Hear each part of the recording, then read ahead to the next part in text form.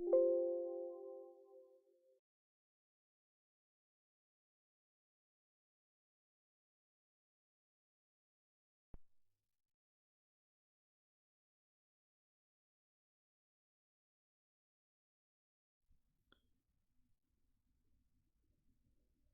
minute to showtime. 1 minute to showtime.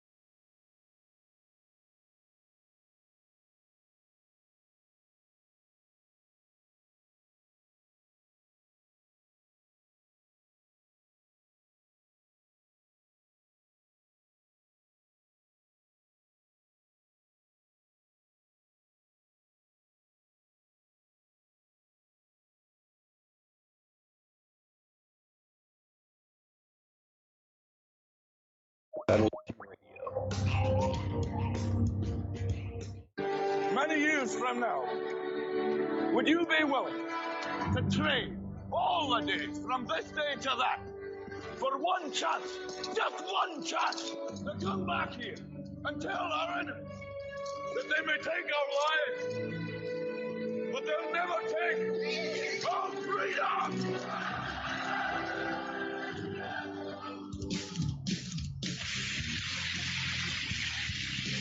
The future is uncertain. I know this. Death is inevitable. I know this. But one thing is certain. As free men, it is our right to live unencumbered and in peace. And those times are quickly drawing to an end. And in these times, peace is certainly an illusion. And as the chains grow tighter, our ability to slip those chains increase incrementally with every passing moment. Inaction is no longer an option. It's time to raise our voices like a cacophony of thunder and lightning and tell the masters no more. And this is Nighthawk, and I say, for myself, no more. Revolution Radio, freedomslips.com, because the freedom is slipping away.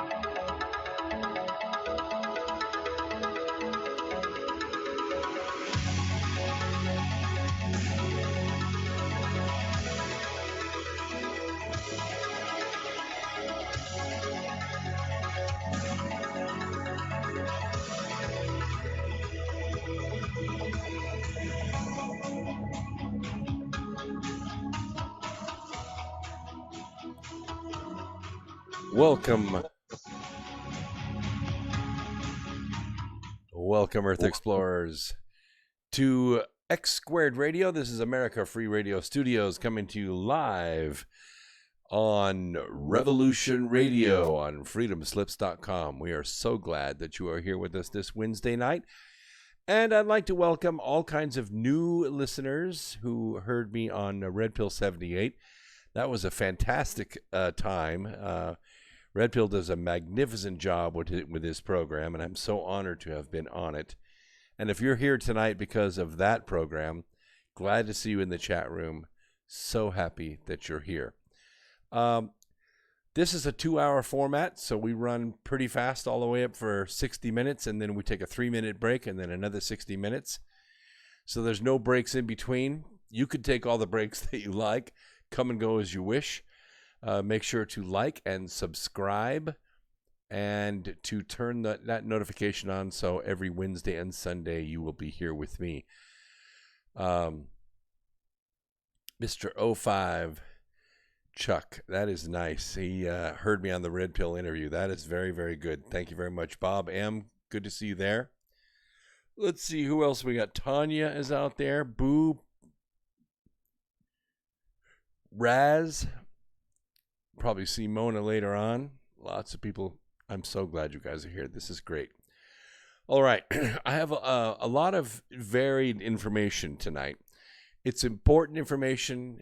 I need to cover it so that you will be informed, so that you're not going to be surprised at what happens in the next few days.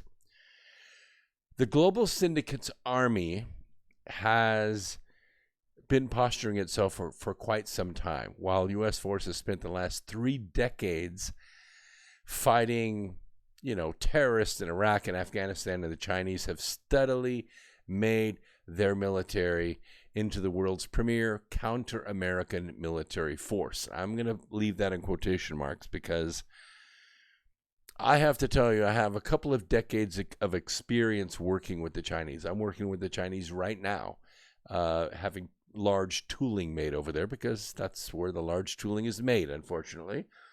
You can get it in the U.S., but it's much more expensive and it takes a lot longer, about twice as long to get things done. That being said, everything that I've ever seen made in China falls apart.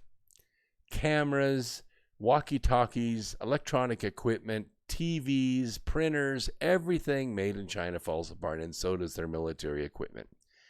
The other thing is, and you can go back in history and look it up for yourself, although China has, written all about the art of war, and you can read up on all their dynasties and their posturings. It's all been inside their country.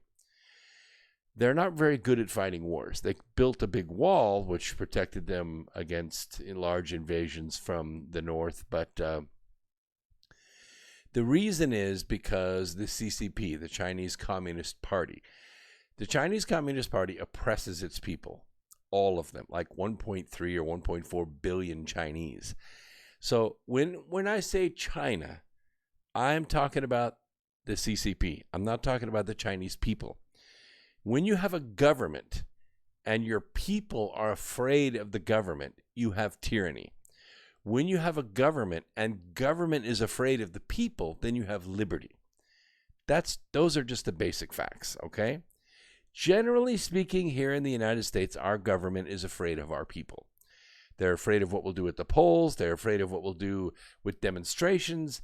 And they're certainly afraid of what we'll do with about, 1.2 billion rounds of ammunition and just as many firearms. The most awesome force on the planet Earth is the armed American. Not that we've ever had to use it. That's not the point. The point is we're here. But I'll tell you, if we were the problem, you would know about it. There has been little to no reason for America to develop or train its air and naval forces to fight in the Middle East. They don't have navies. They don't have an air force to speak of. They don't have satellites. They have cyber weapons and stuff, and we do fight on that venue, but not really in the air, not really naval. So we've just kind of gone off old ships and old planes that we've had. China, on the other hand, has been tightly focused on challenging that assumption. Since Hillary converted the U.S. State Department into a private fundraising business, China has deployed thousands of anti-access and area denial weapons. This is a special kind of weapon, okay? This is not the kind of weapon that you will deploy in a forward position. These are defensive weapons. They're very high-tech, and they're very highly effective, at least by the way that they're marketed. We haven't really seen them tested yet. But the range and the precision create a death zone around China that extends hundreds of miles from the Chinese coast. We have the same thing here in America. Nobody's going to storm the beaches of California or storm the beaches of Florida. Not going to happen. Maybe the beaches of the Gulf of Mexico. That's not very well protected, but the others. Now, these defenses, these weapons may include hypersonic cruise missiles capable of traveling for hundreds of miles undetected and then rapidly accelerating to Mach 3 or 4 as they near the target. This makes these kinds of cruise missiles impossible to see, impossible to lead, and almost impossible to destroy in flight. These missiles boast nanoelectronics, advanced engines, composites, and micronuclear warheads.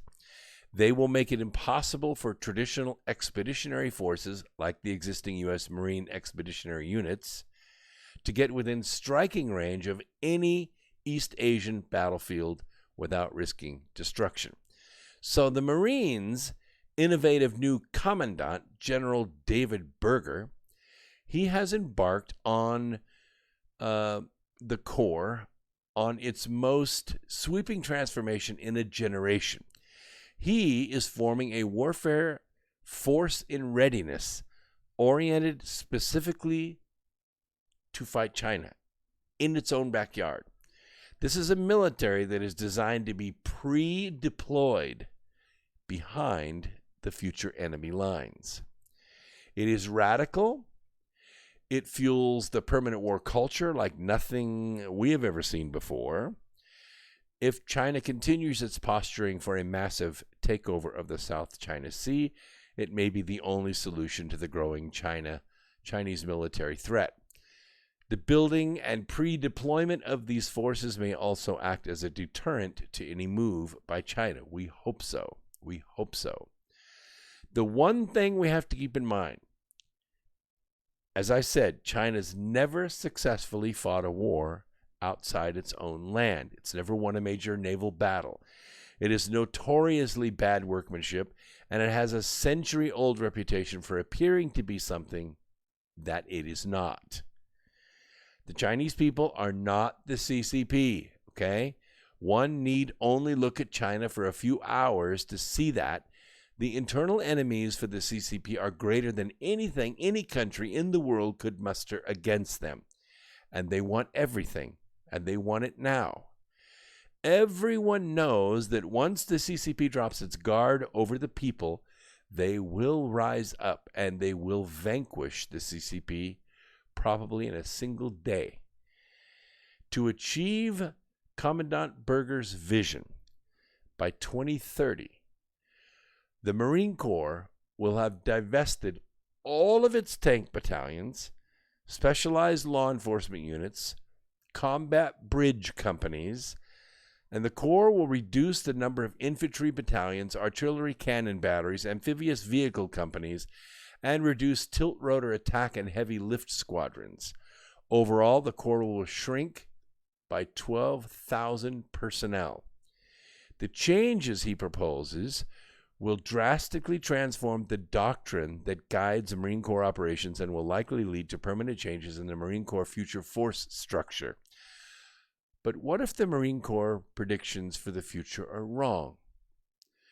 The Marine Corps is too small to get it wrong and survive. Why doesn't the Marine Corps hedge? For example, the Corps should reduce Marine armor to 1 or 2 battalions instead of no battalions. It could keep some of this capacity in reserve just in case the international situation changes and these skills are suddenly needed. The point is that for hundreds of years, since 1798, the Marines have been the tip of the American spear. Okay? In 1952, the Marine Corps almost lost its way. Since its formal establishment back in 1798, it had served as America's premier amphibious assault force. It garrisoned coastal forts, led naval raids, provided shipboard security, conducted so-called small wars campaigns, and engaged in extended land campaigns far from any coastline. It was actually peacetime that caught the Marines without a plan. The Pentagon believed that the Marine Corps had no need to be an independent force. They sought to cut its numbers to irrelevance. Yet in an overwhelming vote, both houses of Congress agreed to put a tight ceiling on the number of men the Pentagon could cut from the ranks of the Corps. Representative Carl Vinson explained on the floor of the House why this was necessary. I quote, "The Marine Corps can be and is called upon first to go into combat to establish our defenses until the Army, Navy, or Air Force can be called to the scene. It stands to reason that a full-strength Army, Navy, or Air Force cannot be called into combat at the drop of a hat. America needs a ready force." Close quote. Since then, that has been the Marine Corps' clear mission. They're the first in. If the U.S. president requires American troops to deploy to some far-flung corner of the globe today, it's the Marines that are ready to go. Sometimes, such as Korea or Iraq, this meant being the tip of the spear at a much larger host. At other times, like if you'll recall in Panama or Grenada or Nicaragua, it has been the main combined arms force in a campaign that was important enough to justify boots on the ground, yet small enough to avoid full national mobilization for war. We didn't actually declare war. We just took a police action or a war powers action. In all these cases, the Corps has sought to fulfill the injunction of the 82nd Congress to be a force most ready when the nation is least ready. The Marines' plans reflect a broader change of focus by the Pentagon, which has been ordered by President Trump to redirect its focus from counterinsurgency campaigns toward what it dubs great power competition with Russia and China. More China than Russia. The threat posed by the CCP is especially dire, mostly because of its size, its link to the global syndicate, and the time it has had to build up without anybody in the world challenging. Well, all that has changed.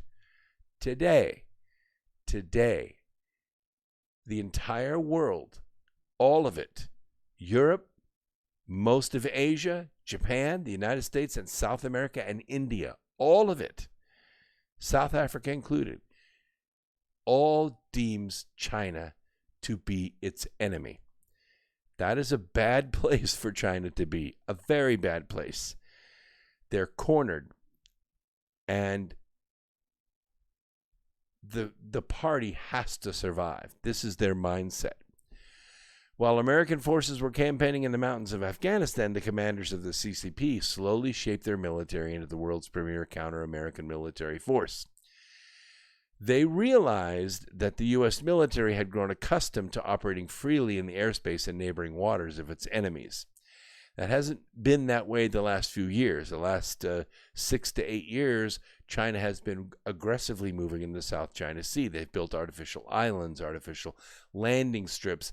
They have submarine drones. They have aggressive military sailing vessels that have flown into this area and have even intimidated U.S. aircraft into landing on an emergency basis, and sometimes we had to do things to get our aircraft back, which was very close.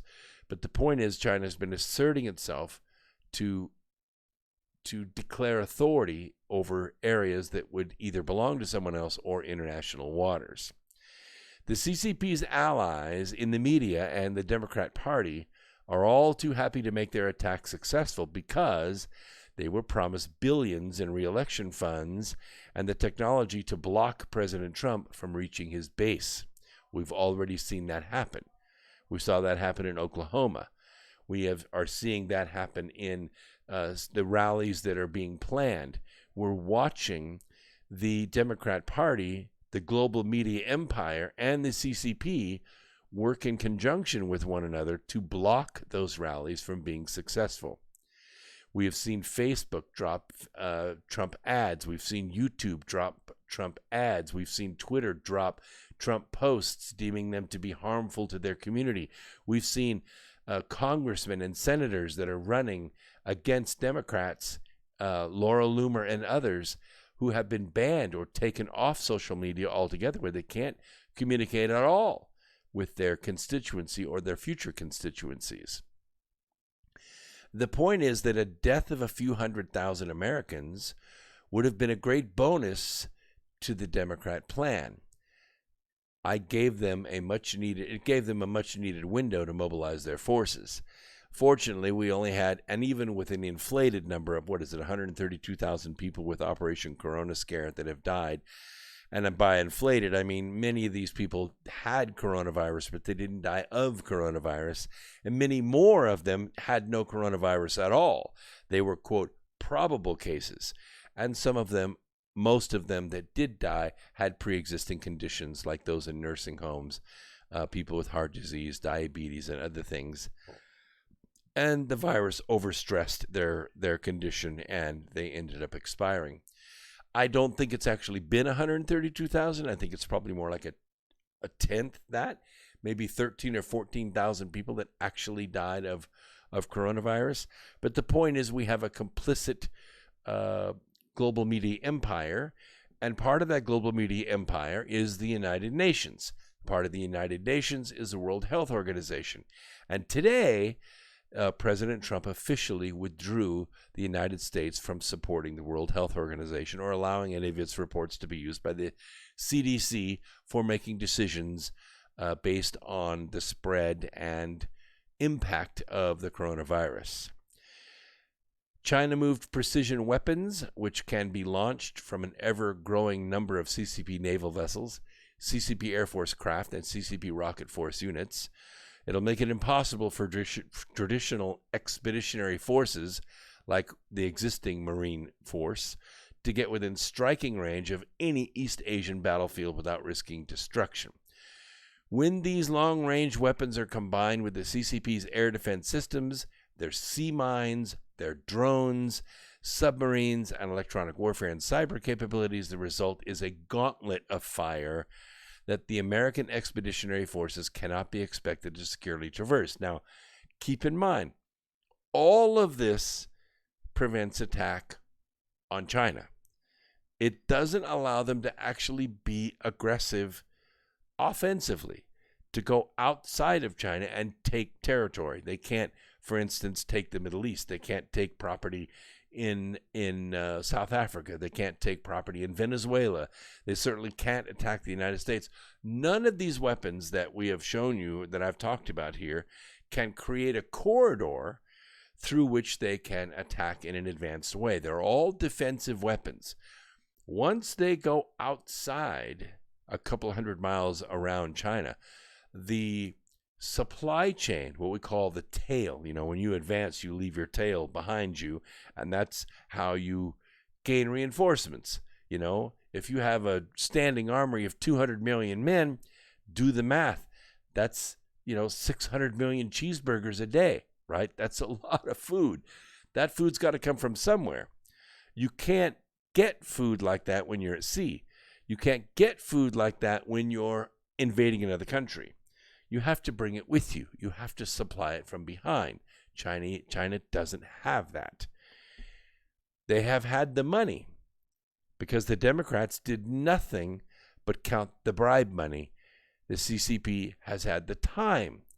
The CCP crafted technology transfer efforts like nothing the world has ever seen by pumping billions and billions of dollars into top American universities. We're fighting that right now, as you know, with the Operation Corona Scare shutting down all the educational institutions from having classroom presence because kids have to be in class and they have to be in labs and all that stuff. It's now all online. Well, since it's online, there's no reason for foreign students to be inside the United States. So Congress, pushed by President Trump, who's writing an executive order to make this happen, he's going to get all these foreign students out of the country. Their visas are going to be revoked, their student visas, because there's no reason for them to be here if they're not going to be in class. Because they could take the cyber classes from their home countries. They don't have to be here. And of course, Congress is fighting that as hard as they can. But and so are the universities. They're saying, no, we love our foreign students. Well, yeah, everybody loves to have foreign students because they pay twice as much or 3 times as much as an in-state student. So it's big money for the universities. But if they're not in class, there's no reason for them to be here.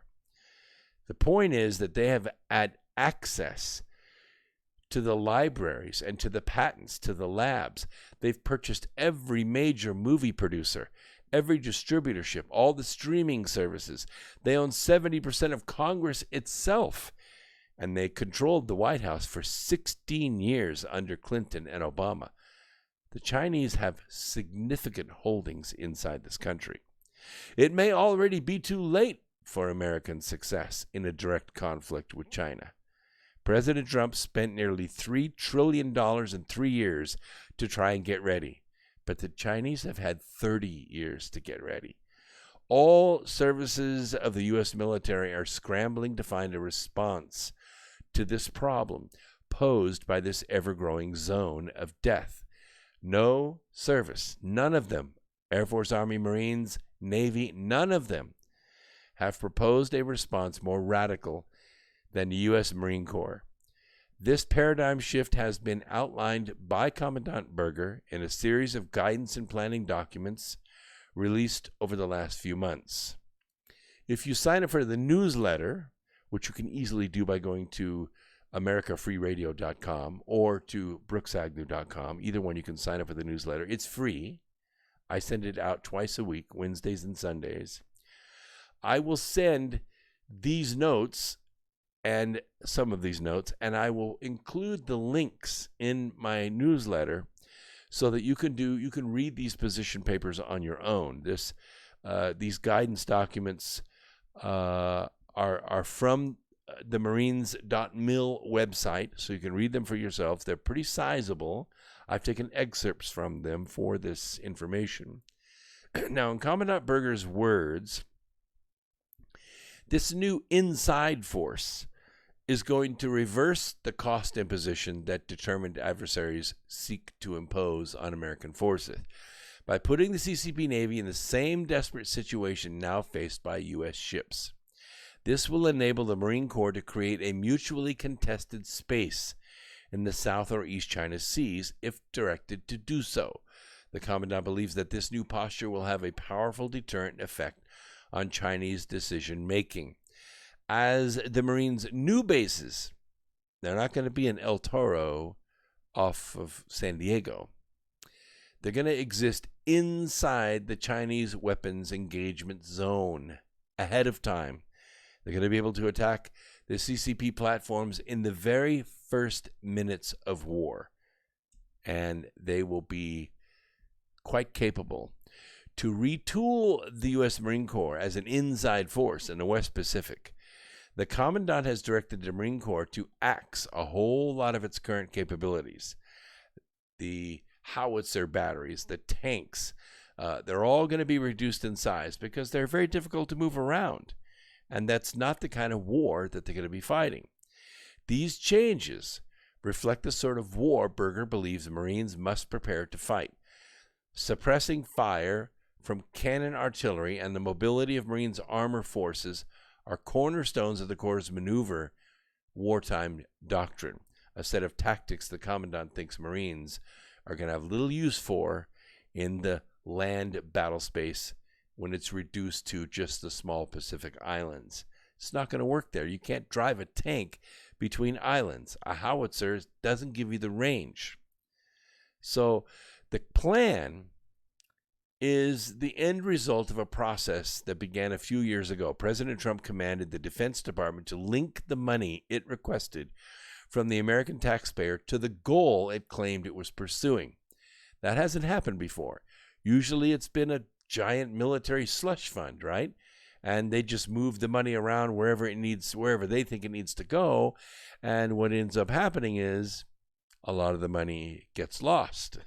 1.2 trillion here, 1.2 trillion there. Before long, you're talking about a lot of money, and you have nothing to show for it. A lot of dark money projects, a lot of private little wars, and we call it the little red Corvette fund. All that goes away. Now, the Marines are extremely competent at maneuver warfare. Combined arms, tactics, and deploying quickly with a short logistical tail. They've also acquired competencies in special operations, counterinsurgency, similar small wars operations. It's less a matter of weapons, platforms, or technology than it is training and knowledge passed from one Marine to another. It kind of creates an institutional knowledge of the type that is not easily rebuilt and it certainly isn't easily abandoned. Civilian overseers must require the Marine Corps to justify its plan and carefully examine and address potential weaknesses that Congress may find in it. Not that they're going to get a chance to look at all of it, because some of this is pretty high-tech and on a need-to-know basis only, and, sorry to say, it's necessary. Sometimes Congress doesn't have a need to know. Why? Because they leak it. They leak it to the press. The press prints it. The New York Times just recently did this. And they compromise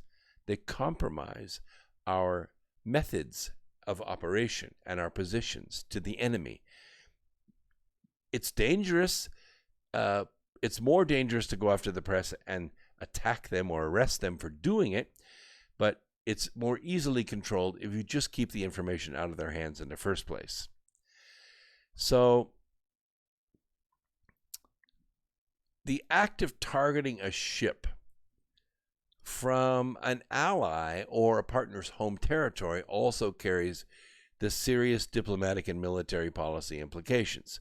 For instance, we consider Taiwan to be a great trading partner. We recognize Taiwan as an independent country. China doesn't recognize them as either, not a trading partner and not a separate country. They recognize them as Chinese. They don't even allow us to show the Taiwanese flag in our movies. So they're really clamping down on it. We do not have a military base in Taiwan. But that's exactly what we're talking about doing here. We're talking about putting an advanced, even if it's clandestine, Marine base inside of Taiwan, inside the enemy's territory, so that we could target his ships from Taiwan. And we've already sent weapons to Taiwan, and China's not happy about that at all. Berger learned that, Trump learned something quite amazing. President Trump's already proven that he can empower local commanders to win the war in short order.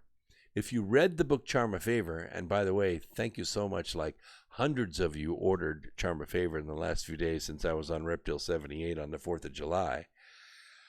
I'm pleased as punch, but you're going to be very informed when you read this book, because inside this book there's a plot. It forms briefly in the beginning of the book, and it kind of weaves the thread throughout it.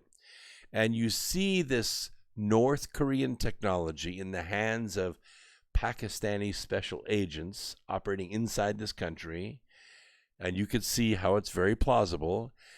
All of this is real. All the technology is real. All the locations are real. And I believe that the plot itself is real. Maybe not the exact details of it, but when you read the book, you'll see what I'm talking about. What we have discovered is that inside the Pentagon, it is not all unity. People are fighting. Factions are fighting inside the Pentagon. Now, once you reach light bird, that's about as far as you can go as an enlisted or an OCS officer. Once you get officers candidate school, once you get to full bird, it's very rare to come through OCS. Mostly the ones that make full bird are the ones that go through the academy. Okay? Annapolis, West Point, Air Force Academy, that's what I'm talking about. Once you go through the academy, you qualify, or you're at least on a track to go colonel and on up through the general ranks, 1 through 5 stars. This is where it gets very political. It's military, it is strategic. We do see 2-star generals that have tremendous skill levels. General Michael Flynn has tremendous skill levels in being a spook, in technology, in cyberspace. Some of them have flag experience. That is to say, they have been in the battlefield. They have commanded, Southern Command or African Command. They've been in battle. They've seen battle, like a Patton or a Rommel. They have seen battle. Not many of these flag officers left. Obama got rid of most of them, but they're still out there and they can still be recalled. The point is that Trump learned that generals can be extremely political. And they play the defense industry for maximum profit for shareholders rather than defeating the enemy because it's the right thing to do. Case in point, General Mattis. General Mattis exposed this military command in Trump's Christmas visit to Afghanistan in 2018. You recall that, right? When mysteriously Trump and Melania show up in Afghanistan to have turkey dinner with the troops, right? And, while he's there, he's talking to the generals on the ground, and one of the generals is named, and I'm sure this isn't his real name, but it's Raising Cane. Okay, so General Raising Cane is talking to President Trump over turkey and dressing. And President Trump asks him, so how long is it going to take, to get rid of this ISIS? This is a real pain, for us, and I want to get it over with. And General Raising Cane says, well, a couple of months. And Trump, spit out his cranberry sauce and said, what do you mean 2 months? I'm hearing from the Pentagon 2 years minimum. And General Raising Cane said, well, you're talking to the wrong people. Well, long story short, over a nice, slow turkey dinner with giblet gravy and no alcohol, President Trump learned that Raising Cane could actually do what he said he could do, and that President Trump was being lied to by General Mattis. Well, after the pumpkin pie, and President Trump and Melania and his entourage get back on Air Force One, and they fly out of Afghanistan and fly back to Washington, D.C. No sooner does he get back, things convene again, President Trump fires General Mattis. Well, it looked like General Mattis resigned, but he didn't. President Trump fired him. You know why he fired him? He fired him because Mattis lied to him.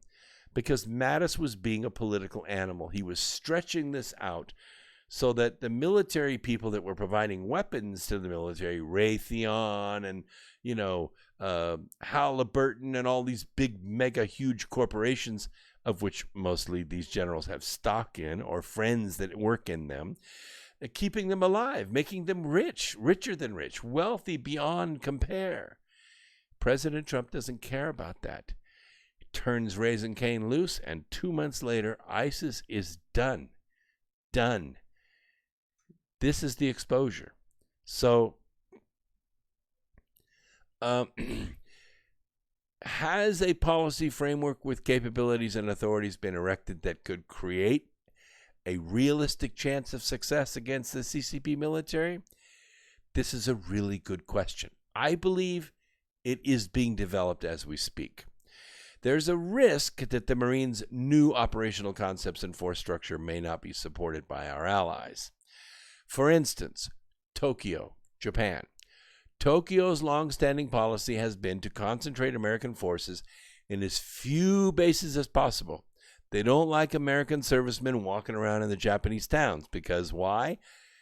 American servicemen fall in love with Japanese women. They marry the Japanese women and they take them away. And that's a hurt on the traditional Japanese society. They don't like to have American military walking around in Japanese communities. So they isolate them or they concentrate them in as few locations as possible. And the governor of Okinawa has already declared that he opposes any deployment of new U.S. rocket battalions in his prefecture, even if its army remains pro-American. The Philippines, Duterte, is currently governed by this anti-American demagogue, Duterte, who has worked to shrink America's military presence in his country. You got Guam, and you have other areas like that. The final link in the island chain, as I said, is Taiwan. This is a country the CCP has demanded not to host American troops. It's been that way since 1979, and they intend to keep it that way. Given these realities, are the Commandant's plans for deterring the CCP politically possible? Answer, I don't know. Not with the current Pentagon. And You don't want to just go in there with a wrecking ball or a crowbar and walk down the hallways of the Pentagon firing generals. That's what Obama did. And you can't do that. That tears up the whole military, tears up morale. A general in the Pentagon is just like an aircraft carrier at sea. An aircraft carrier doesn't sail around by itself. It has like 40 other ships that go with it. There are fuelers, and there are frigates, and there are submarines, and all kinds of equipment that goes with an aircraft carrier. In other words, it's hundreds and hundreds of billions of dollars worth of hardware that goes with an aircraft carrier, because the aircraft carrier is pretty vulnerable in it. It needs destroyers, and it needs cruisers to carry troops. It needs all that stuff in its entourage. Same thing with a general. When you move generals around, it's like you're moving an aircraft carrier. Now, the last 5 years, we've moved 16 generals from the Pentagon to Fort Bragg in Fayetteville, North Carolina. When you move a general like that, you're moving the whole entourage. $280 million they spent on Fort Bragg getting the base ready for those 16 generals to move.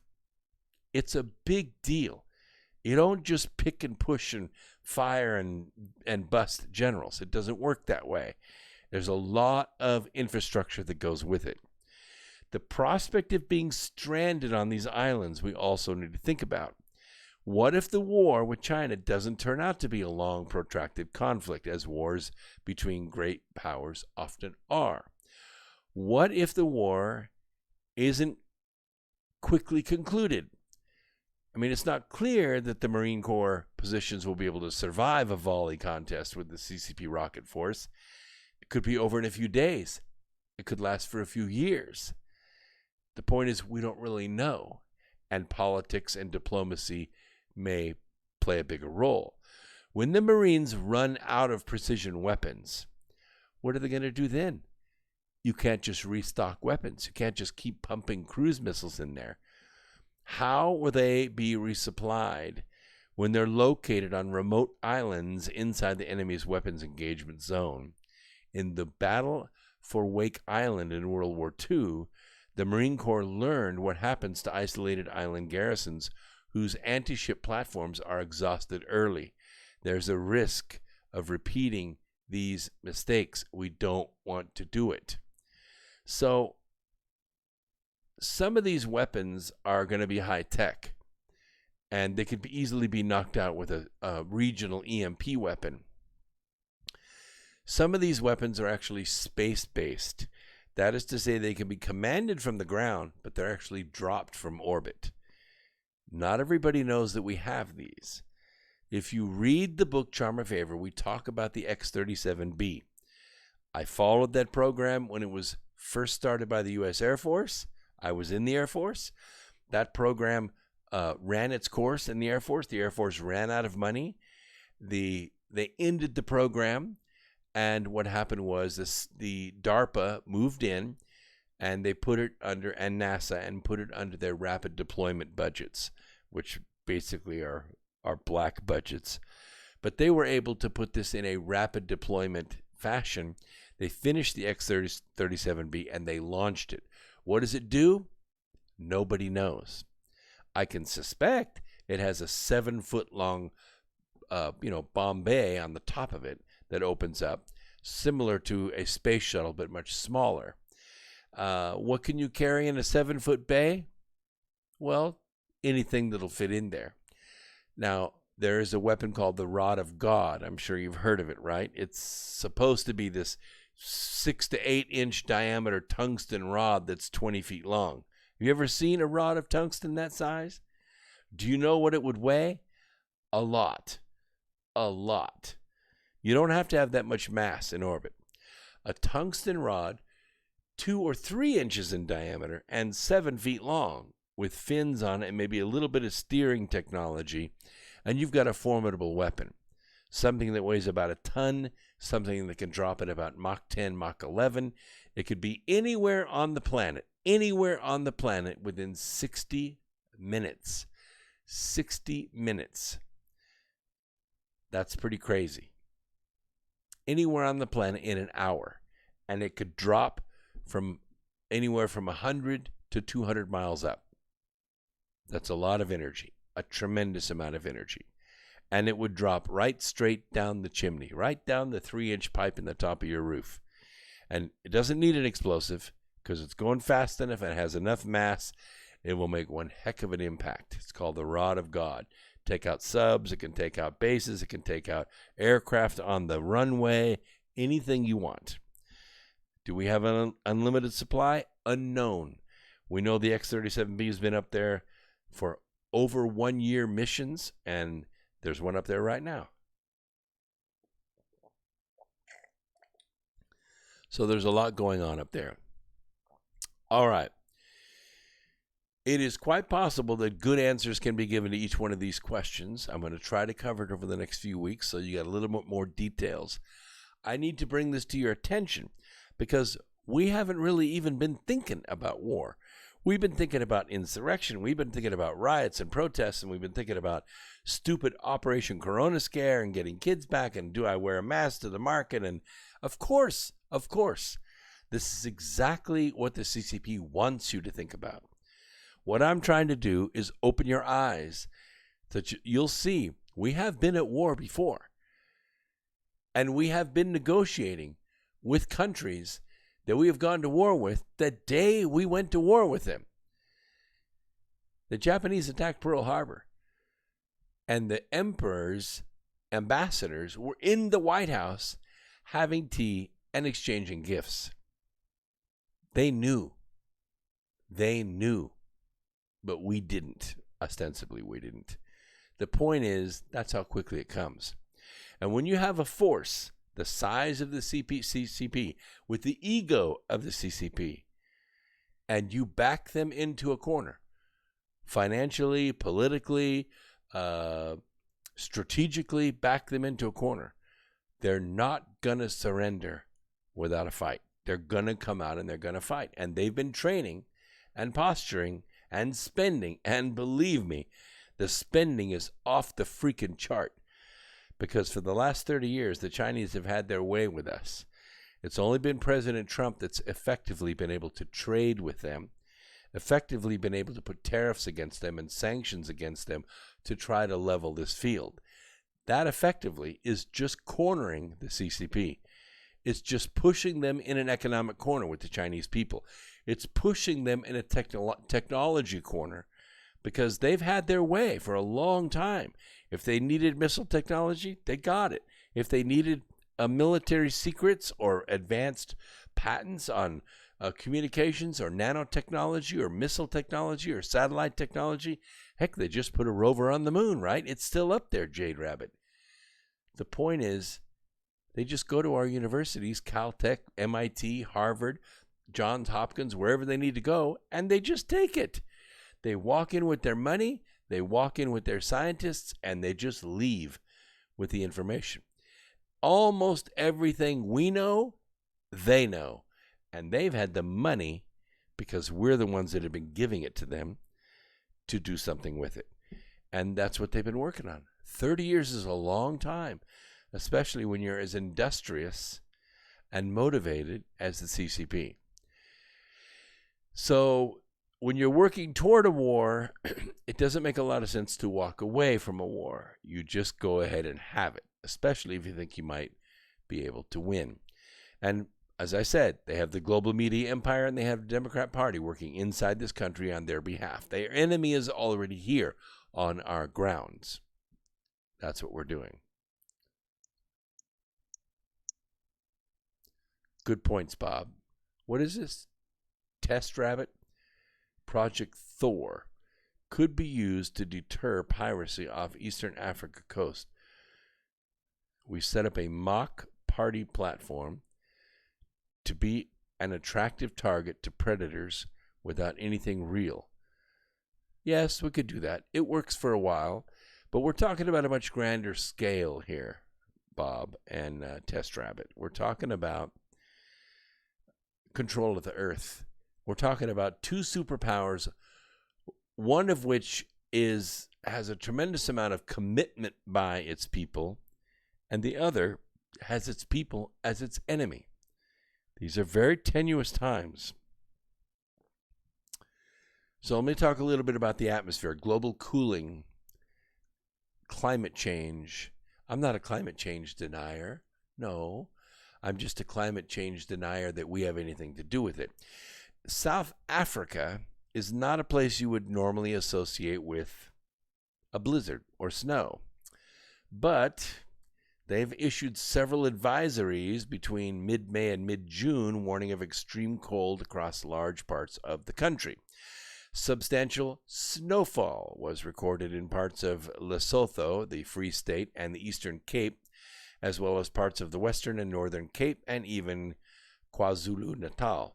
According to Dr. Johnny van der Merwe, an expert in South Africa's agriculture sector, I quote, "The cold weather impacted both the volumes and the quality of products on offer at markets," close quote. Warmth-loving tomatoes are often the worst affected by numerous cold fronts, including the past 2 months. And while only minimal damage was reported on staple cool-loving crops such as cabbage, spinach, and root vegetables, the same could not be said for the likes of love apples and bananas, which suffered serious quality issues due to the extreme cold weather. The cold times are returning in line with historically low solar activity, cloud nucleating cosmic rays, and meridional jet stream flow.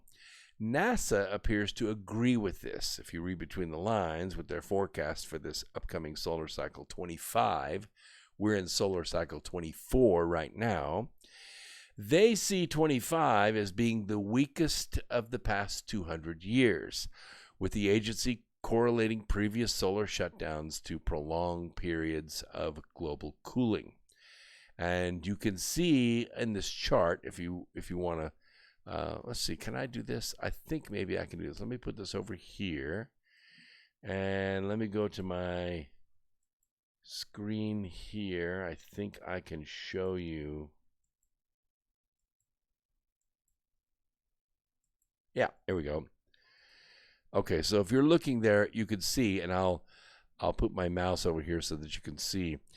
You see NASA's prediction for solar cycle 25 is over here on the far right, just after 2019-2020. You could see where the Maunder minimum was between 1600 and about 1750. We've been doing some undulations between then and now, but now we're getting ready to go back down into this low point of solar activity, and also a low point of sunspot activity, what we call the eddy minimum. And they're predicting a mini ice age. So you could just look at that and see. The point is that what's happened here is the Earth's atmosphere is actually thinning. Normally we have an atmosphere that extends in some form or another all the way out to the moon. It's very thin out there, but it still in some respect exists out there. Well, now it's shrunk all the way back down to just around our planet. There are satellites whose orbits around Earth should have decayed years ago, because they drag against these particles as they go around the Earth, and the satellite begins to slow down. When it slows down, it draws closer to Earth, and eventually it burns up in the atmosphere, and you have to replace the satellite. Our GPS satellites, communication satellites that are low to the ground, or should I say low Earth orbit, they're lasting a lot longer than what we thought, because Earth's atmosphere has thinned. It is thinned because the sun is not filling up our atmosphere with particles. Those particles are ejected from the sun. They go racing out at anywhere from 200 to 700 kilometers per second. And Earth's gravity captures those particles, and it ends up bulking up our atmosphere. After the cosmic rays are expended and all the reactions occur in the upper atmosphere and ionosphere, those particles sit there and they make an insulative blanket around the planet. They do a couple of things. First of all, they filter the long-wave radiation. Yes, the UV is easily blocked out because it's shortwave. I'm talking the stuff up around 900 to 1,000 nanometers, infrared in length. Okay, that radiation strikes the surface of the Earth and warms the planet. Green areas first, and some in the water, and some in the dark areas that are dark black. But the tan areas or white areas reflect a lot of energy back out to the sun. The ground warms up, and then the greenhouse gases and some of these gases that are emitted by the sun, the particles emitted by the sun that are up in our atmosphere, they insulate the Earth. So as the Earth, because it's on a 23-degree tilt, when it gets around to the far side, further away from the sun, like right now we're the furthest away from the sun, our planet is the furthest away from the sun than it will be all year. It's still our summer in the north, but the planet itself is farther away from the sun in the northern summer. Still, our ground and the shortwave radiation is getting through from the sun to the ground. So our ground is absorbing a lot of that radiation. When we go outside, you could feel the sun on your arm, and it stings. In 15 minutes, you will have gained a full 8 hours of exposure of ultraviolet radiation. You got your dose. All that energy strikes the Earth and warms it up in the summertime. But in the wintertime, because there's no insulative blanket around the planet, all that heat leaks back out into space. We lose the heat to space. And that's why we're seeing colder winters and hotter summers. It has nothing to do with us. It has everything to do with the sun and its solar minimum. All of that information is in my notes. I'll try to post some or all of it in my newsletter that goes out later on tonight. So if you're signed up for it, you're going to get it. And we're coming up on the break in the next minute or so. So if you're in the chat room now on YouTube Live, make sure to click like and make sure your notifications are on. The break is about 3 minutes, while Revolution Radio through freedomslips.com, the largest listener owned and supported network in the United States, goes through its commercial breaks. We'll let that happen, and then we'll come back after that break and resume with the final hour. We'll talk about cheat by mail. We're going to talk about there's several other subjects that are more esoteric in nature. We're going to talk a little bit about how university admissions are getting political, and we'll talk about some space projects, space operations leadership, and what some of the private things that are coming up in space research. So I know you'll find that interesting. We'll be right back after this break. Don't go away. More X Squared Radio through the America Free Radio Network, coming to you right after these messages. See you in a little bit. Don't go away. More on Revolution Radio Network on freedomslips.com right after this.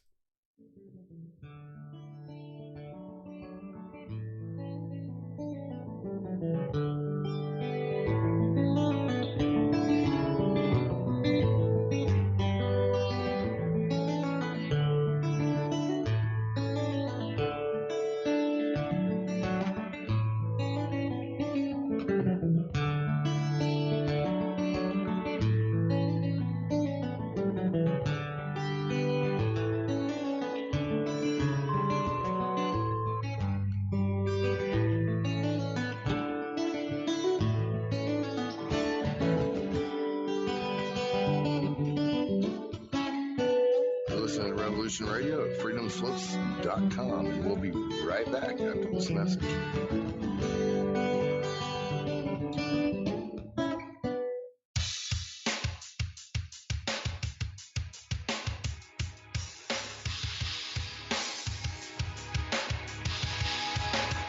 Enter into a world unseen on Raven Star's Witching Hour. You will encounter eclectic topics from the realm of spirit brought into our matrix of truth. With your host, the Solaris Blue Raven. Solaris will bring you an array of unique guests covering topics from ghostly spirits to amazing anomalies, covert technology, UFOs, and shadowy global events. And that's right here at Revolution Radio, freedomslips.com, Saturdays, midnight till 2 a.m. Eastern Time. Revolution Radio, where information never sleeps. Let the magic rise.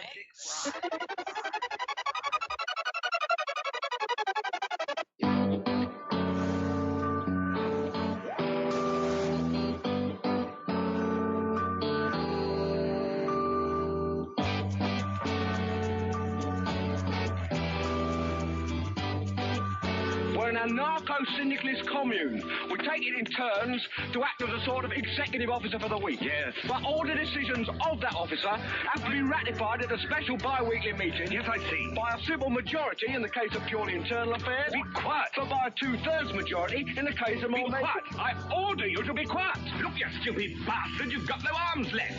Yes, I have. Look! It's just a flesh wound. I don't believe I've seen such a display of courage, skill, nerve, grace, and stupidity. I'll do you for that. Oh, what? Come here. What are you going to do, bleed on me? I'm invincible.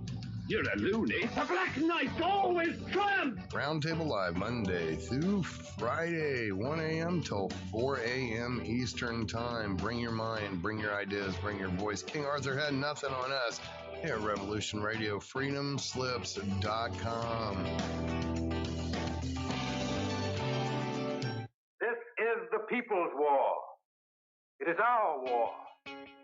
We are the fighters. Fight it then. Fight it with all that is in us. And may God defend the right. Warning! Warning! We gotta stop them. They're going to kill us all. See how the trouble you've started? Be they the government, be they industry, be they organized labor, be they anyone, or human beings. Time when the operation of the machine becomes so odious, makes you so sick at heart that you can't take part.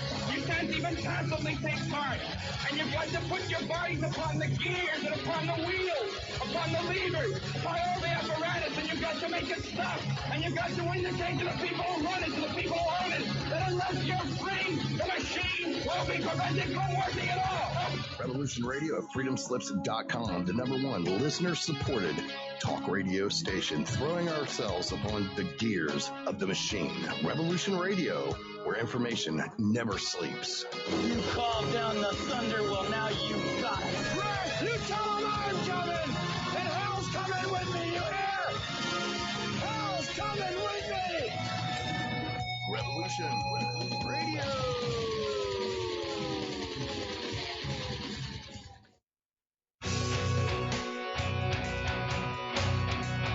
All right. Thanks for listening while we took that short break here at Revolution Radio, freedomslips.com. And now we're going to get back to your host. All right, welcome back. Second hour of America Free Radio on the Revolution Radio Network on freedomslips.com. Thank you so much, Boo, for the $10 donation in Top Chat. Glad to see that it's working. Charlene, thank you for the kind words. She says, liking your show. Festus, good to see you out there. Lots of other people in the chat room. Let's see. Oh, yes. Bob says, in big block letters, and I totally support this, everyone hit the like button. Yes. Great, great, great. Oh, good. You just signed up for the newsletter. Good. I'll make sure to send out as many notes as I can. Sometimes the newsletters get pretty bulky. I have about 35 pages of notes. In these notes, there are links that can take you probably to another 95 pages. So there's a lot of research that goes into this program every Wednesday night.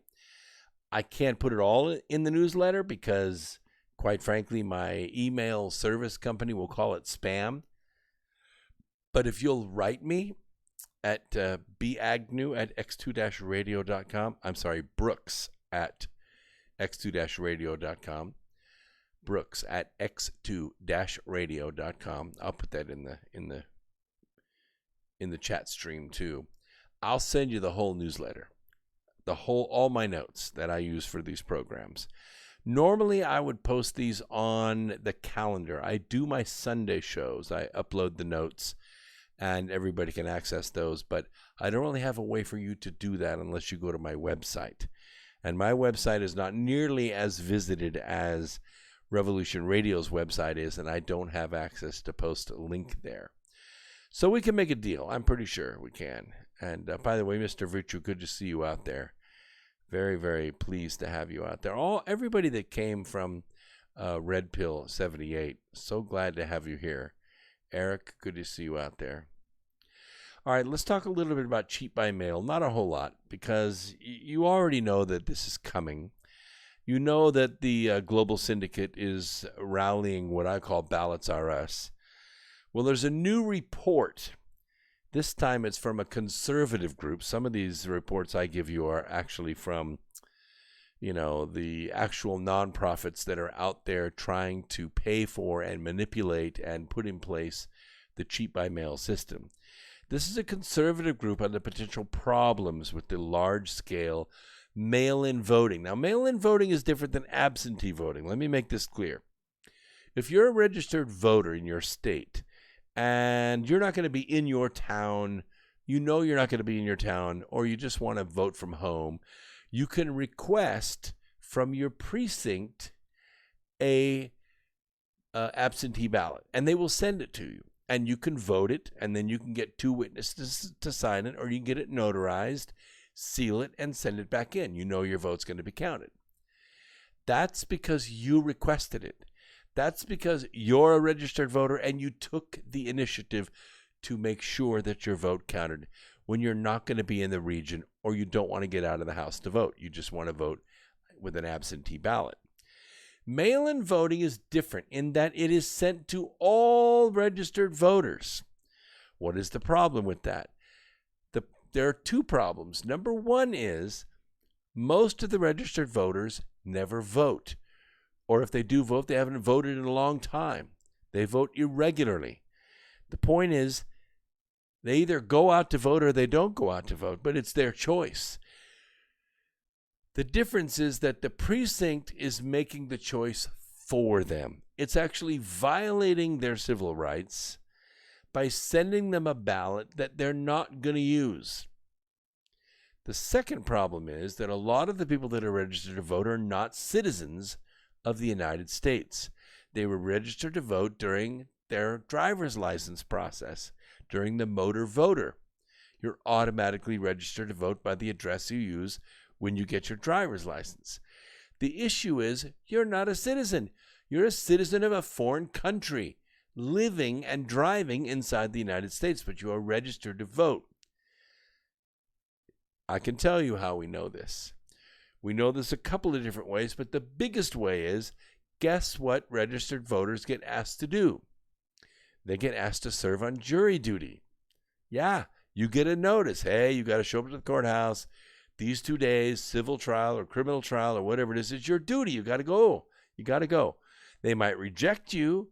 They might say, oh, we're looking for a female age 45 to 55 who's Hispanic or Caucasian or in a certain income bracket, because everybody has a right to be tried by a jury of your peers. That means people like you, and that's what the attorneys, especially the defense attorneys, are looking for, is a jury of people like the defendant, so the defendant can get a fair trial. The issue is that if you're not a citizen of this country, if you're a citizen of another country, you're subject to that other country's laws, not ours. And typically what happens is when that request for jury duty arrives, that person very intelligently will say, I'm sorry, I can't serve on the jury. I'm not a citizen of this country. I'm not subject, or I'm not allowed to have access to your court system. And it doesn't happen just a little bit. Over 400,000 times just in California. Just in California. And these are only the ones that were asked to serve on jury duty.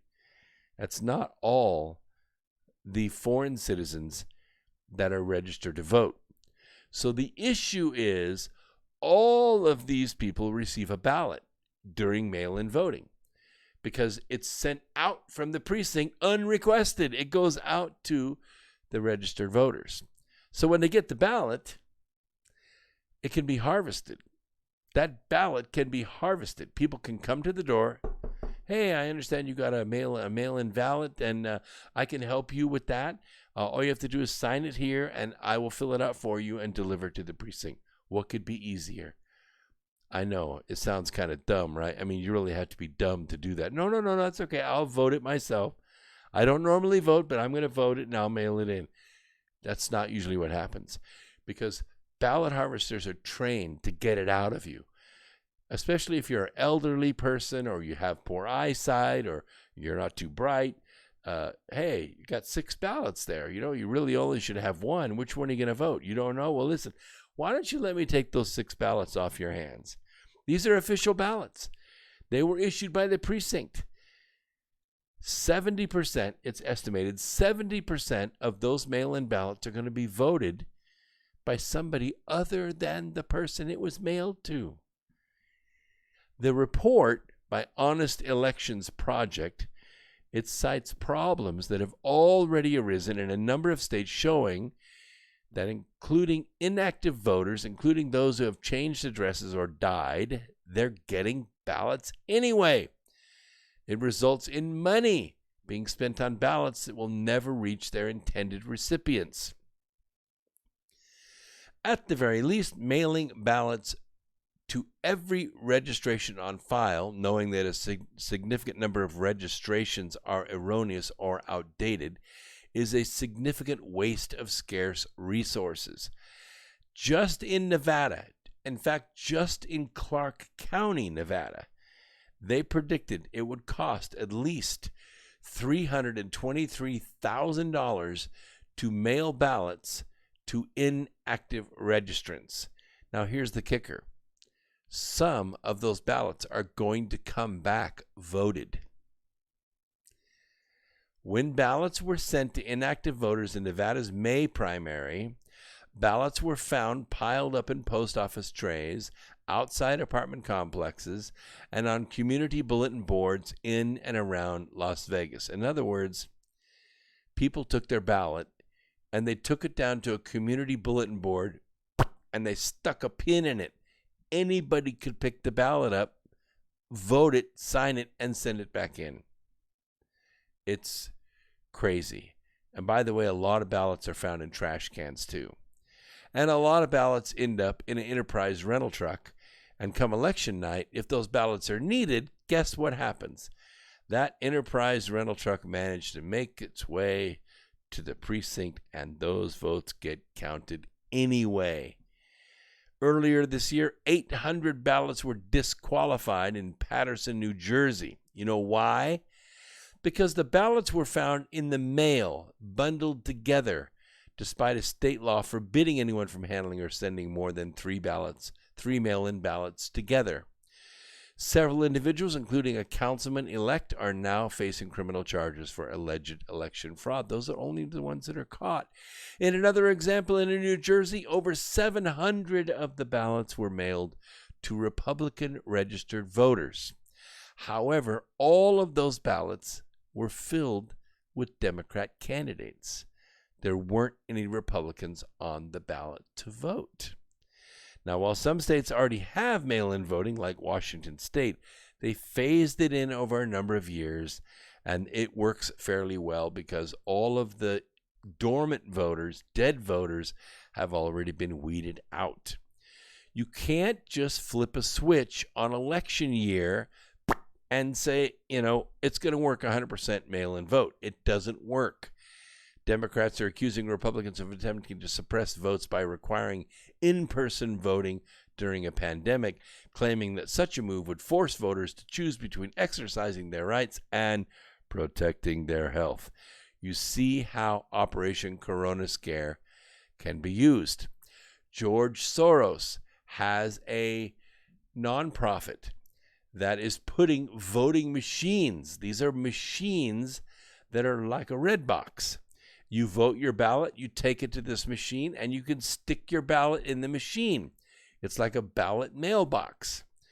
The trouble is that these are accessed by the nonprofit. The nonprofit can go through them and can take out all the Republican votes. Not only that, all of these machines are being placed in heavily Democrat districts. So they're basically there to harvest Democrat votes. The Honest Election Project suggests that this does not have to be an either-or situation if proper measures are taken. This would include expanding absentee voting for vulnerable populations, sending applications for mail-in ballots, which would at least require individuals to provide personal information to confirm their identities prior to getting the ballots. You have to prove who you are, that you're alive, and you can fog a mirror, and then you request the ballot. That's the same thing. Well, it's not the same as cheat by mail, but it suffices. It defeats the argument that you're disenfranchising a voter because he doesn't want to compromise his health. So, just saying. All right. Black Lives Matter. We have to talk about this a little. I don't want to talk about it too much because it has been hashed about so much in the news. The issue is from Black Lives Matter founders themselves. The co-founder of Black Lives Matter chapter in Toronto wrote in a now deleted Facebook post that, and I quote, "White people are a genetic defect of blackness. Whiteness is not hummixness," wrote Yusra Kogali in 2016. In fact, white skin is subhuman. She further said, the Gateway Pundit blog reported, white people are recessive genetic defects. This is factual. White people need white supremacy as a mechanism to provide their survival as a people because all they can do is produce themselves. Black people simply, through their dormant genes, can literally wipe out the white race if we had the power to do that. Kogali asserted that white people have a higher concentration of enzyme inhibitors, which suppresses melanin production. She added that melanin is important for a number of things such as strong bones, intelligence, vision, and hearing. Kogali also claimed melanin directly communicates with cosmic energy. In a separate Twitter post, Kogali tweeted, "Please Allah, give me the strength to not kill these men and white folk out here today." Somehow a tweet I wrote out of anger months before our protest began has become a bigger media story than our protest's many and profound accomplishments, she said in 2016. The noise surrounding this tweet has also drowned out the discussion we sought to spark about the black lives of those who have died at the guns of police in this country. And that's pretty much all I'm going to say about that.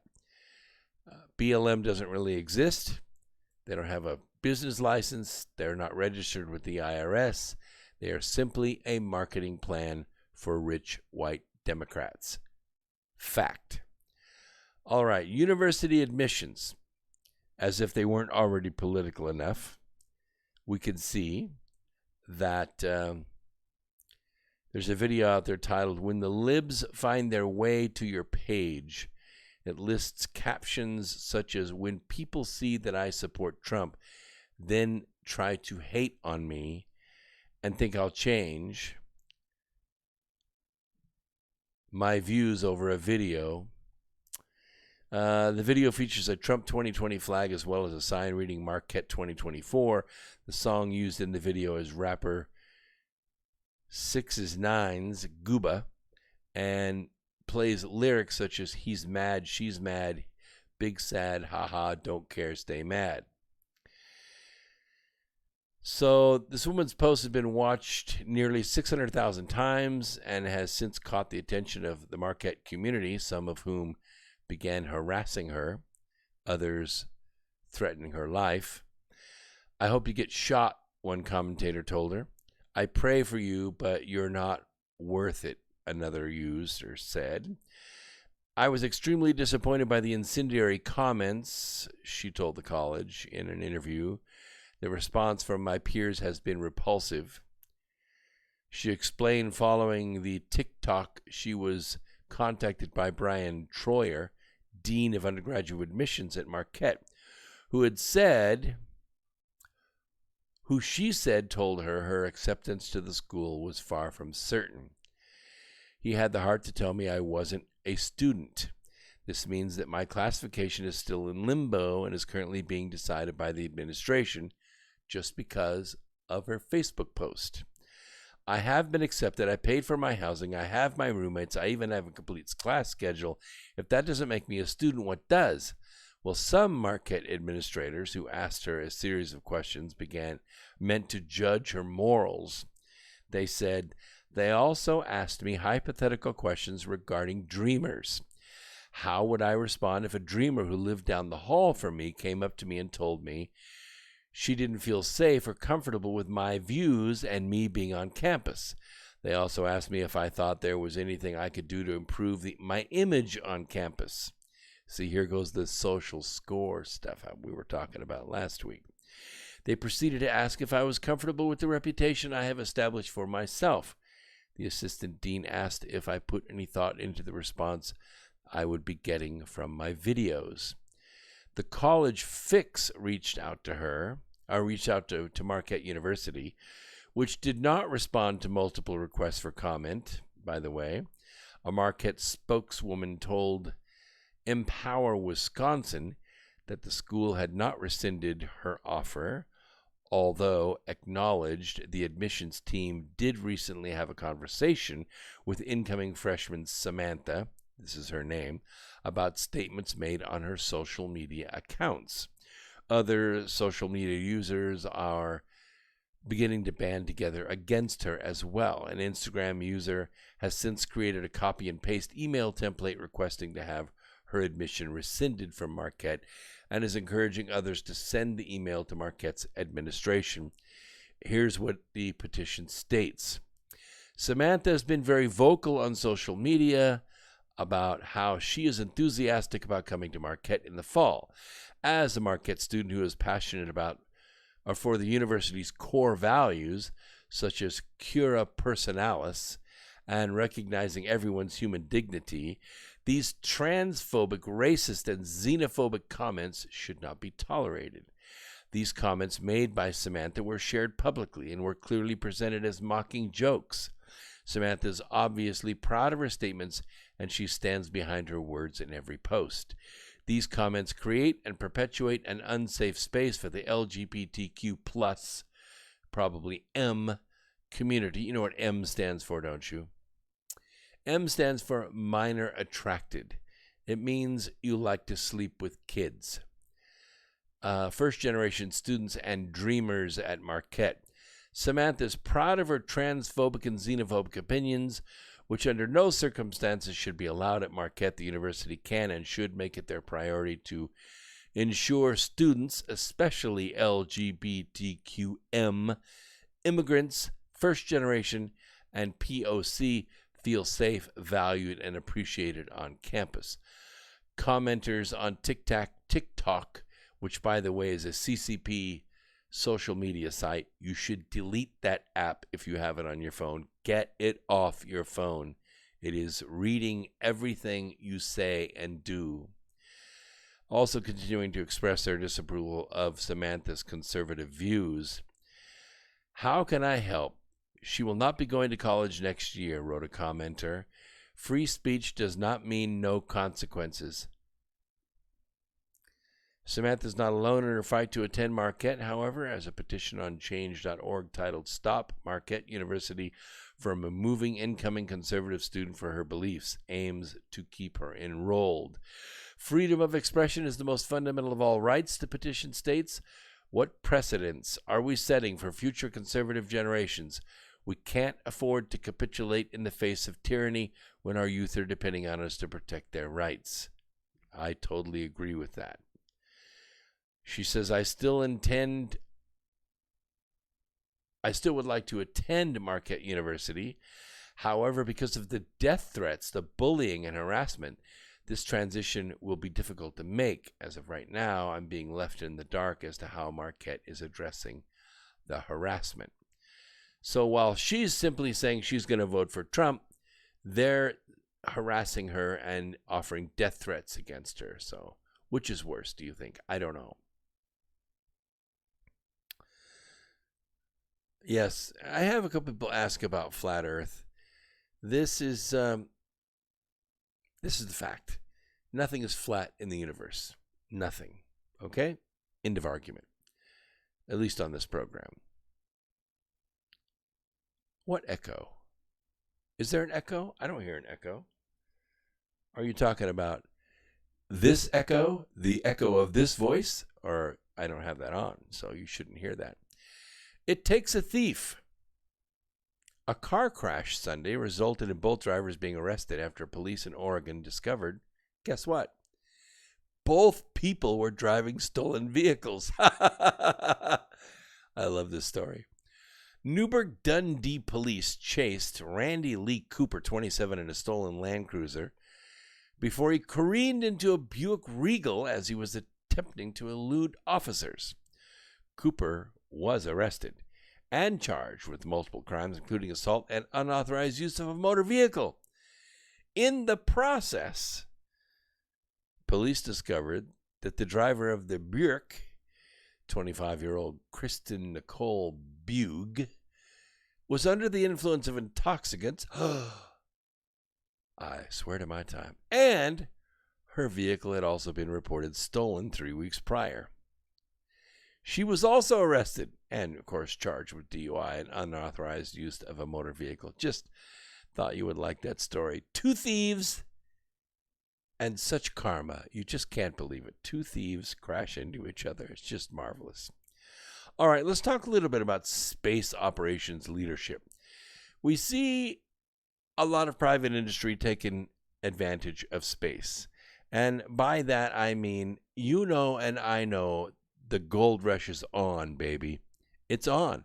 Helium-3 on the moon, platinum asteroids, gold asteroids. I mean, one recovered asteroid, one shipping container of helium-3 is going to make the first trillionaire. It's going to make Bezos and Musk look like, lottery winners. It's a huge, huge deal. It's so big, in fact, that private industry is now competing with actual governments, pooling their resources and their technology to access launch pads and put their technology into cis-lunar space, soon to be lunar space, and then cis-Mars space. But up until now, it's been pretty much military operations, right? The Air Force and Space Force, not Space Force, but Space Command. And then recently we added the Space Force to go with that. And as I cover in my book, Asteroid Mining, the Future of Energy, you can see that Space Force is going to have a lot of responsibilities. One is to protect the cyber attack that can happen in low Earth orbit, which could be devastating, turning ordinary CubeSats into missiles up there, causing nothing but mayhem in low orbit. It would be very bad for everybody that uses a cell phone or any kind of satellite communications or GPS. And the other, it would be space piracy, people going up there and snagging satellites, or if a company goes up there and snags onto, a 50-ton asteroid of platinum and hauls it back to Earth orbit and tries to carve it up and bring those pieces to Earth. It, of course, is going to blow the economy out crazy because it's so easy to mine and it's so pure.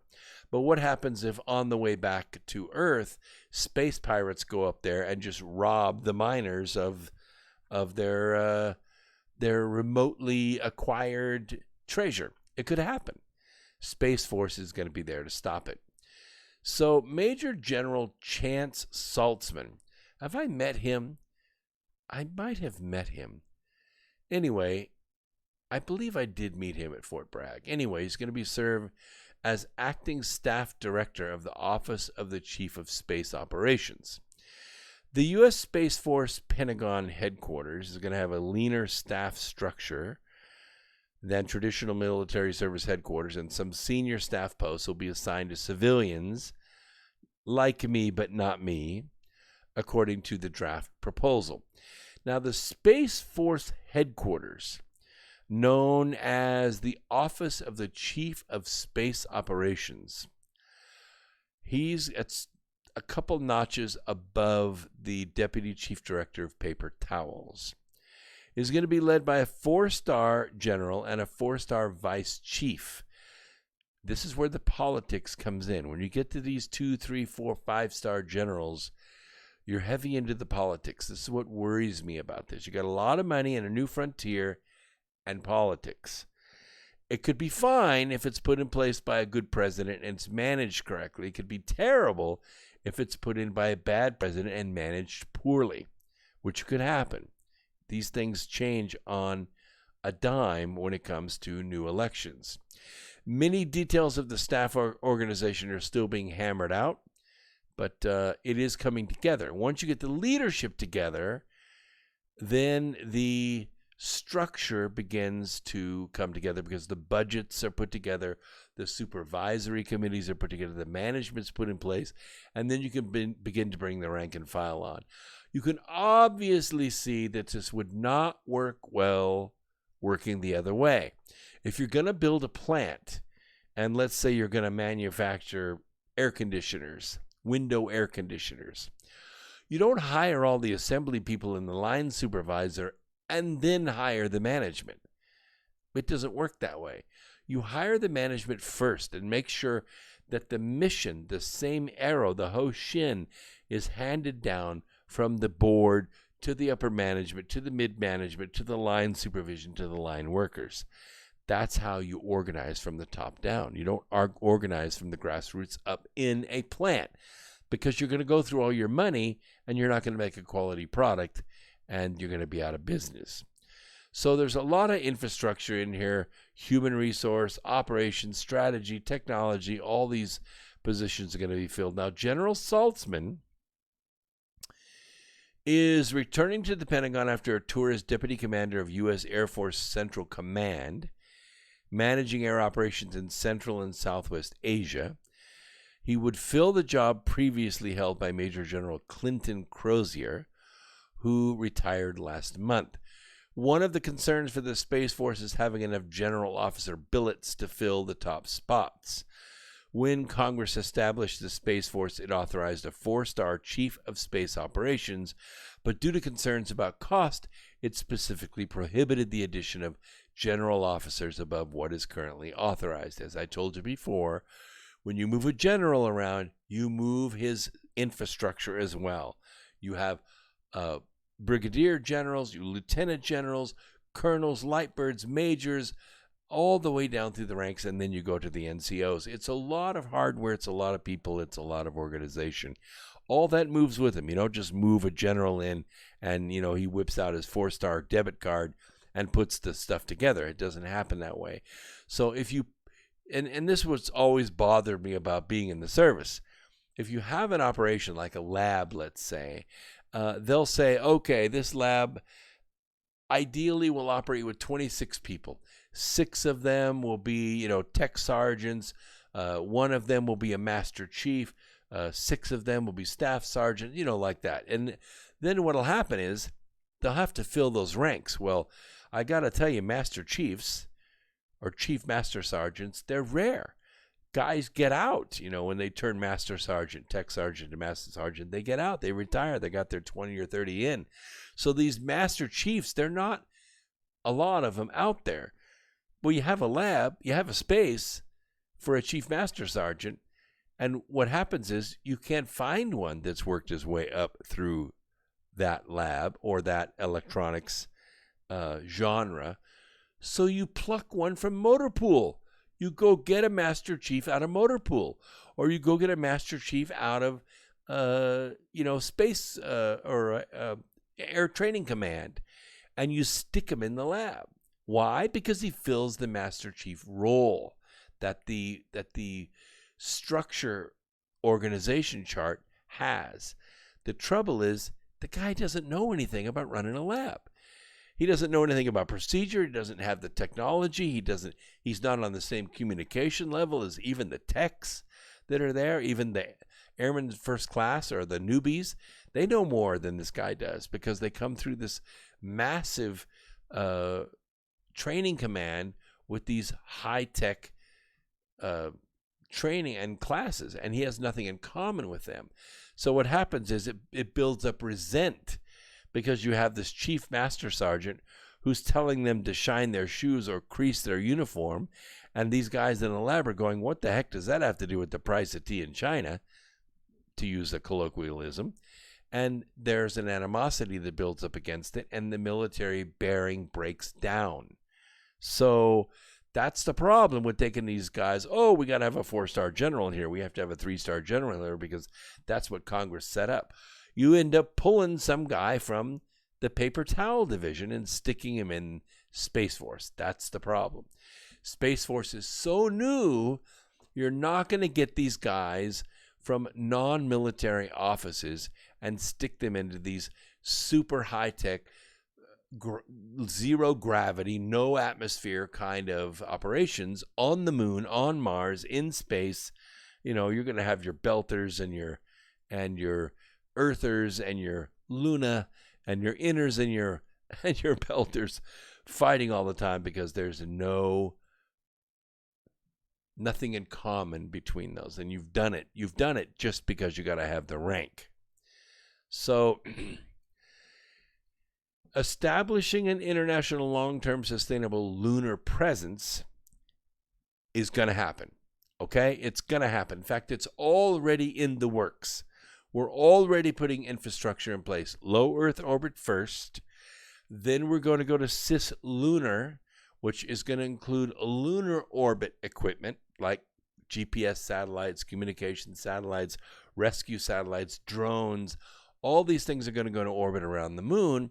They're going to be linked to surface equipment on the moon that's going to tie in those orbiting GPS satellites, and that's how you correct for all the Lorentzian errors, as you have fixed locations on the moon that communicate with orbiting locations going around the moon, and you can make these mathematical corrections so that any vehicle driving around on the moon can access those satellites and go, oh, here's where I am. Otherwise, you won't be able to locate because you have a moving target on the ground communicating with moving targets in orbit, and neither one can orient one to the other without the fixed moon asset. And that's being built, and it will be put on the moon before long. So for more than 50 years, our desire to explore space has led to new discoveries while providing a continuous stream of socioeconomic benefits here on Earth. Now, that can be argued, and it is effectively argued by a lot of people on the left side of the aisle that say, what the hell are we doing in space? We have problems here. Of course, those of us that have more than one gray cell in our skull, we know that the benefits that we get from having assets in space benefit us here on Earth. How many of you have one of these? I mean, you do, because we have assets in space. In fact, the components that are in this, from the Gorilla Glass to the batteries to all the microelectronics in this, came from the space program. It came from you have all kinds of spin-offs. Things like Neosporin. Yes.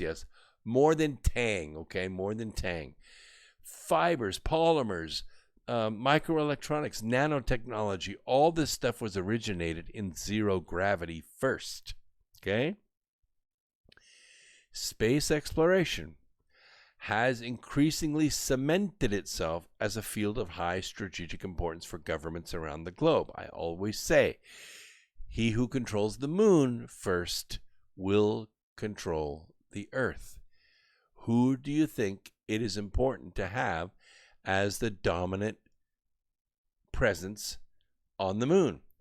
Us, of course. You want to have America and American allies to have that presence on the moon. Who's it going to be? My guess is it's probably going to be private first. Yeah, it's going to be private corporations first. You want it to be free enterprise. You want it to be coupled with America because the moon represents the high ground, okay? It represents the high ground strategically. Fueled by these multiple factors, global government investment in space exploration has to grow. It has to. You cannot forbid people from, I suppose you could forbid people from going to space, but then what's going to happen is the Chinese or the Indians or the Russians, they're going to launch to the moon anyway. And then they're going to have a presence on the moon because they planned for it, they did it, and they sacrificed for it, and they made it. If they get there first and they can defend the position, they will control the world. According to Euroconsul's latest research, Prospects for Space Exploration 2nd edition, I have the link here in my notes, global government investment in space exploration totaled nearly $20 billion in 2019. That's an increase of 5% per year. What do you know out there that's growing 5% per year? Nada. Maybe CBD products, but nada is growing 5% a year. And you have seen nothing yet. I have listed in my book a dozen companies. There's a lot of amalgamations and there are going to be some bankruptcies and some acquisitions, but a dozen companies that are working on key components for getting equipment into space. Retro rockets, living quarters, communication satellites, CubeSats, rovers, all kinds of stuff. Habitats, all kinds of stuff being generated. 31 countries and space agencies lead this global investment with the United States. And of course, we account for 71% of it. And maybe we should, plus or minus that amount, be involved in it because we're going to be the ones that benefit strategically from it. The strategic and geospatial value of having a base on the moon plays an important role behind the rationale of heading back there. And it is considered as a central piece toward future crewed Mars missions. First the moon, and then Mars, if it's possible. Or maybe Venus. It's possible to live in the atmosphere of Venus, according to one author that I have his book in, and we're going to interview him here on the program next week or the week after. It's possible to live on the surface of Venus. Yeah, can you believe that? We're going to have that expert on here, and we're going to talk about it. Leading space agencies also agree on the importance of maintaining a sustained presence in low Earth orbit. It's easy to say we do have the International Space Station. We may put other assets up there. Certainly the Gateway project is much bigger than the International Space Station. It is combined living quarters that is capable of handling lots of people. And the trouble is, it's all zero gravity. I know you could say, well, yeah, but we could stay up there for a year at zero gravity. Yes, we can. But there are inherent problems with it. It's okay if you're floating around in gym shorts and socks. It's a completely different thing if you're doing industry. You're welding things together in space. You're cutting apart asteroids in space. You're moving million-pound pieces of spacecraft around, building something in space. That's a little bit different. I maintain that the smart move is to get into these low-gravity environments. The moon is about 1/6 the gravity on Earth. So if you weigh 200 pounds here, you're going to weigh 1/6 that on the moon. That is some gravity. At least your gut and your system will work because you'll have gravity. As I've said in previous programs, and I say in the book, it's not really possible to have long-term habitats on the surface of the moon. It looks cool in movies, but it's not really smart because sooner or later the sun is going to have a serious issue, and it's going to issue forth some solar radiation that's going to wipe out everything on the surface of the moon. Not by force, but I mean by radiation. You won't be able to protect yourself against it. The thing to do is to build underground on the moon. to access the lunar vents on the moon. Some of them go back in 15 kilometers into the moon. Seal those up, make a pressurized habitat, and then you can bounce around on the inside of the moon with an artificial atmosphere. To achieve these goals, global government investment, not national, at least multinational investment for space exploration has to increase. It is forecast to increase to about $30 billion by 2029. It's already 2020.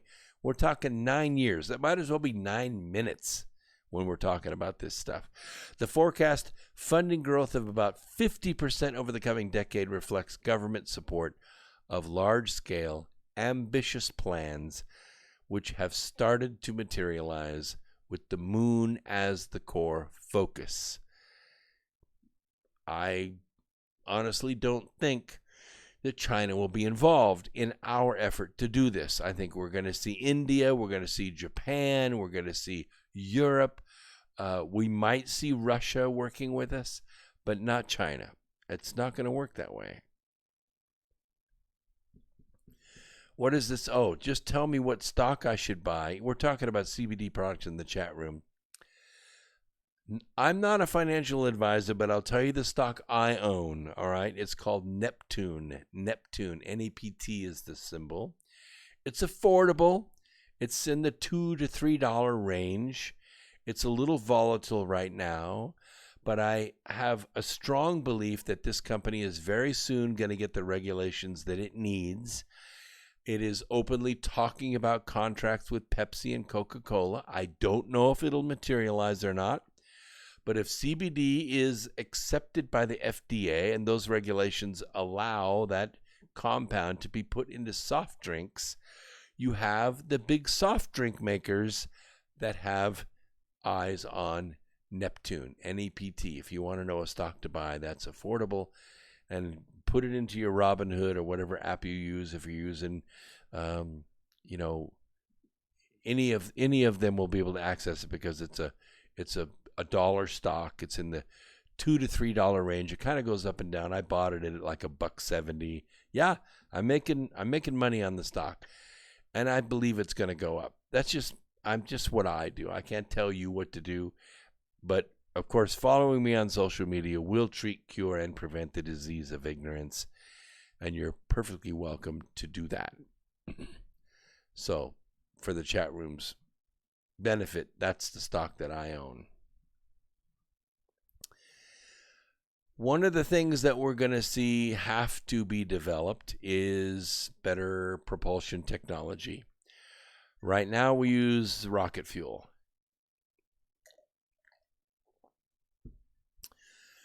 To get any kind of distance with rocket fuel, you have to carry a lot of rocket fuel, and that is not cost effective. We just can't lift enough rocket fuel into space to make it cost effective.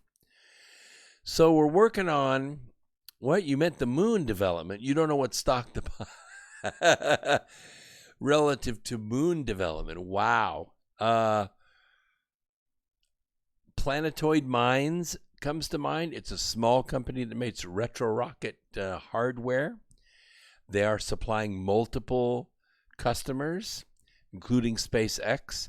These are the little rockets that kind of steer the ship once it gets into space.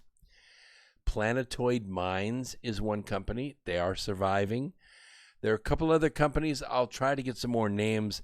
There have been some Chapter 11s filed recently with SoftBank. SoftBank is one of the big financial sources that lends in this space, no pun intended. And although SoftBank's stock is doing very well, they have not met the capital call with respect to several of these companies in the space. And so thus those companies have been forced to file Chapter 11. Most of their good assets will survive. They'll be acquired by other companies that are more well capitalized at this moment. Operation Corona scares put a hurt on most people, most small companies, and that's, I think, mainly why the capital call was not met. The one company that filed Chapter 11, Starlink, I believe it was in the business, or no, it was OneWeb. They were putting up CubeSats. They weighed between 300 and 500 pounds, I think, for internet communication, global internet communication. They didn't get all the satellites up. The system is going to be acquired and amalgamated into another system. I don't know the name of the company that bought them yet, but I'll find out for you. But I would invest in the smaller companies because it's only going to get more valuable as this goes forward. So you can check out Planetoid Mines. They're out there in New Mexico. Good guys run that company. So one of the other things that has to happen is we've got to change the way that we propel our craft in space. Right now we're using pretty much water-based fuels. We're using hydrogen peroxide. We're using alcohol-based fuels, and they're okay. You're going to get your ship up to maybe 35,000 miles an hour, and that's just not.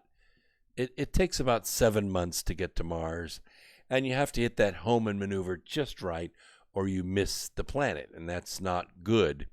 The window is very small, and it comes around every 2 years, so Mars is a big deal. Unless we get a faster fuel, and the faster fuel that I am excited about is fusion rockets. It's a little bit different than, hydrogen fusion, which is what we use to make nuclear bombs. We're talking about helium-3 fusion, or helium-3 deuterium, which is hydrogen and a neutron, one proton, one neutron, deuterium. Fusing helium-3 with deuterium is a little lower activation energy. I think the long game is a helium-3 fusion rocket. You're taking helium-3 from the moon, you're fusing it in a reactor, and you're creating high-velocity fusion rocketry. And you can carry a lot of helium-3, especially if you fuel in space. And in doing this, you can lower the amount of time it takes to get from the moon to Mars to 70 days. With a 70-day window, or 70-day speed, you now open that window quite a ways to make that Hohmann maneuver. An accelerating burn to get yourself up to 70, 80,000 miles an hour, 120,000 miles an hour, and then turn your ship around, decelerate. You could actually have artificial gravity for a period of time, linear artificial gravity for a period of time in both directions.